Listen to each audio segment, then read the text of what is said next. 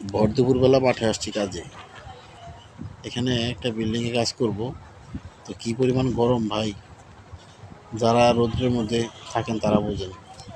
এমন এমন সময় আমাদের মাঠে থাকতে হয়, যা কিছু করার থাকে না। কাস্টমার ঘরে বসে শুয়ে অনেকভাবে তারা ইন্টারনেট ইউজ করে। এই ইন্টারনেটটাই গরমের মধ্যে, রৌদ্রের মধ্যে, ঝড় বৃষ্টির মধ্যে পৌঁছে দেওয়া আমাদের দায়িত্ব। তো আমরা এই কাজটা করি। তো কাজটা করে কাস্টমারকে খুশি রাখি, মাস শেষে বিল নেই, আলহামদুলিল্লাহ।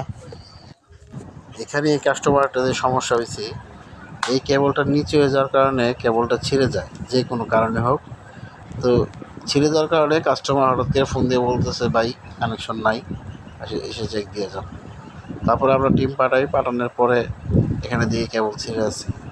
তো আমিও মাঠে আছি, কারণ সহকর্মীদের সাথে কাজ আমিও থাকি। কারণ কাজ যদি না থাকি, কাজ কীভাবে শিখবো, অভিজ্ঞতা কীভাবে অর্জন করবো। তো যাই হোক ভিউয়ার্স, এখানে আমরা আমাদের মতো কাজ করতেছি। এখানে আমরা পাগলা ঘোড়াটা দেখালাম আপনাদেরকে, আমি যার মাধ্যমে দৌড় পাই। হ্যাঁ, এত সুন্দর মাঠ, এত সুন্দর পরিবেশ, এর মধ্যে উপরে রোদ।